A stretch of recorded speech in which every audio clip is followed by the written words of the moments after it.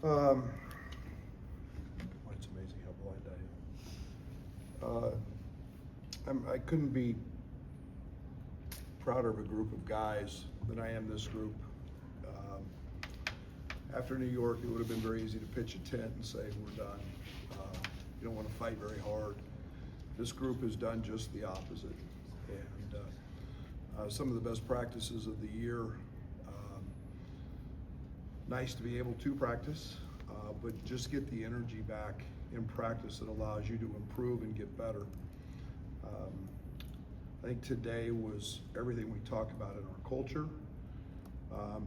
We're up 1 1/2. We've shot 32%. We haven't made a shot, and all of them were really good shots. And 10 offensive rebounds. The emergence of Trey White getting back to Trey White, Kylan Boswell. Somebody told me 23 or 24 rebounds from our guards. That's pretty special. 62 points in a half. I think we had 60 at Indiana. But I told our guys what really impresses me is the fact that they've kept listening and they've kept working, and Ben Humerkaus gets going. I thought it's the best game Kylan Boswell's played in our uniform yet. I thought Tommy, in his limited minutes because of foul trouble, was a dominant player in the first half with 5 assists. But I thought we guarded and made things hard, and we were going to give Vlad some baskets, but I thought we did a good job on Damari and Donaldson. Brent, there was 9 straight minutes where Tommy was out, and that would seem like not a great thing going against Vlad, but what did that group do in those 9 minutes to have a 30-15 advantage? That's Ben. And Ben got to his fronts. We fronted him. His Ben's defense and his rebounding were better than his offense. Yes, he hit 3 threes and or whatever he hit, but he made 3. But his defense and rebounding were tremendous, and giving up 25, 30 pounds and 2 or 3 inches. But I thought it was our team defense, and then I thought it was the rest of the guys rebounding basketball and helping Ben fight through that, as he was just trying to block out Vlad and make sure he didn't get it if he missed. But pretty special, pretty good performance right there. Could you just comment on the offensive rebounding? Obviously, a major factor in the game. Yeah, it's what we've been doing all year. It's what our whole system is based on, is the ability to go rebound the basketball when you miss it, and we're going to shoot it, and we're really good at shooting 2s, but we're not good at shooting 2s if we don't shoot 3s, and we have to go rebound those things. And I told our team at halftime I felt like we were in a great spot. We needed 10 offensive rebounds in the second half, and I thought we would win. I told them that, but I also told them that the stats were in our favor because we'd missed so many good looks, and I know what these guys shoot, and I know we're going to make some shots, and lo and behold, that happened. So, but offensive rebounding is the whole key to what we tried to do, and it's been that way all year. What do you feel like it took to maybe start making shots at a level that you see every day in practice but hadn't maybe seen in games consistently? I don't know. I wish I do. I think it's just I don't know. I wish I had the book, because I make sure it was on, that we went to that chapter every time. But I'm not worried about it. I know, we got a donor on this trip, and he was just laughing watching us today in shoot around because we never missed. And I know we're really good shooters, and it just clicked. But I think it started from our defense. I think it started with the energy that we provided on the offensive glass. What can seem Kylan to play like this at this point in the season? Is there anything that's different about him now than maybe a month ago or whatever it might have been? There's a lot different with him. I think his swagger. I think some of the defensive adjustments have helped him.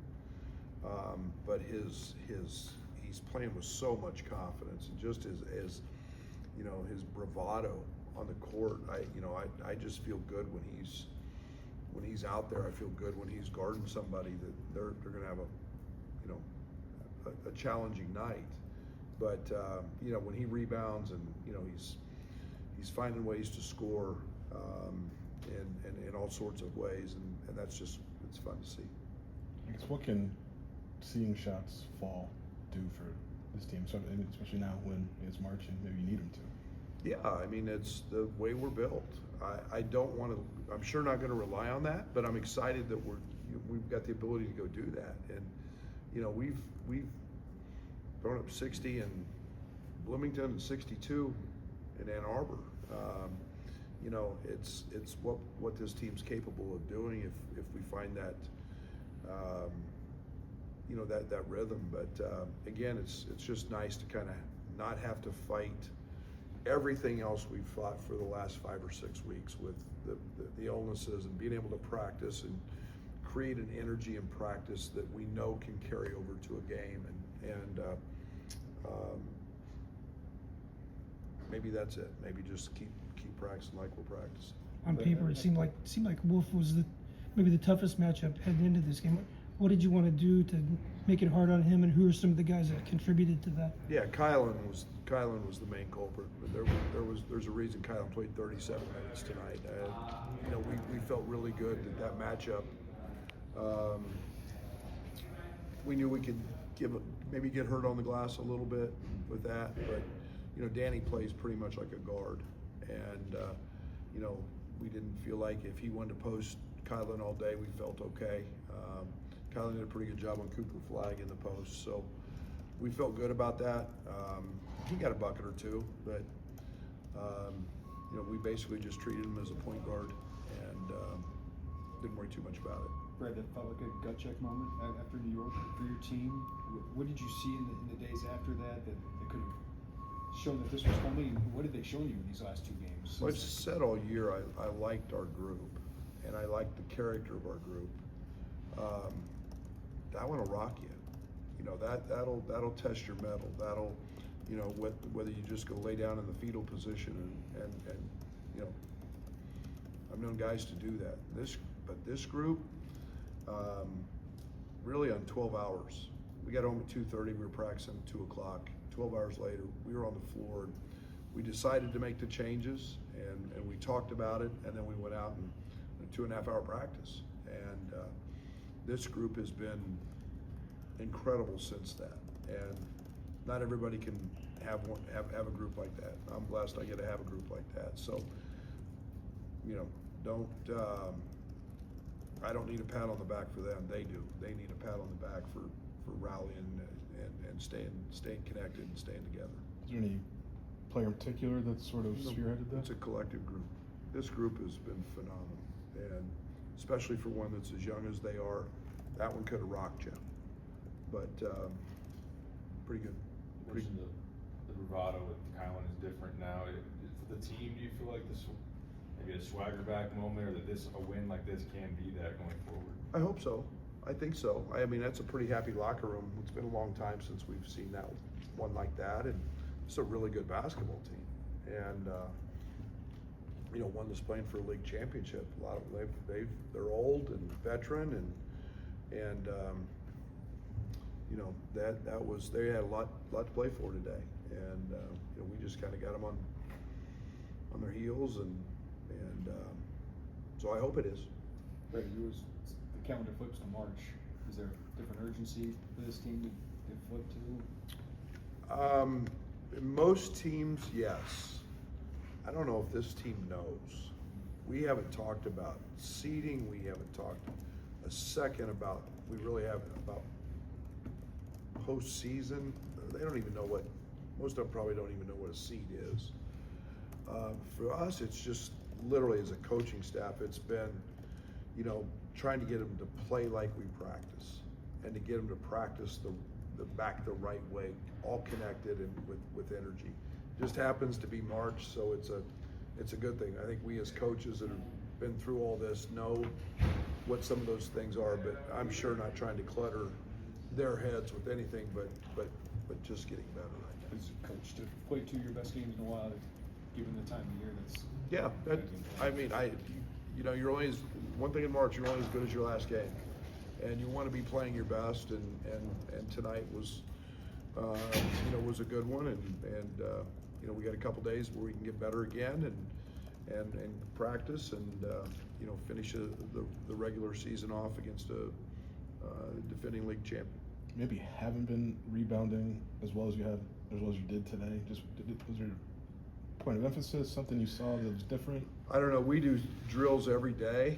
I just think we changed some of the drills and we made them really, really competitive. And I thought the level of our competition and practice was better than it's been in a while. Because I was really disappointed in the Iowa game. You know, when you turn the ball over one time, we did in the second half, and you get 19 offensive rebounds, you got a chance to score 62 points and a half, and you got a chance to lead at half on the road when you offensive rebound and you shoot 32%. So I think those are the things we want to keep building on with this group. It's the recipe. What's this Kylan do for Will and KJ in particular, especially offensively? It's just he's,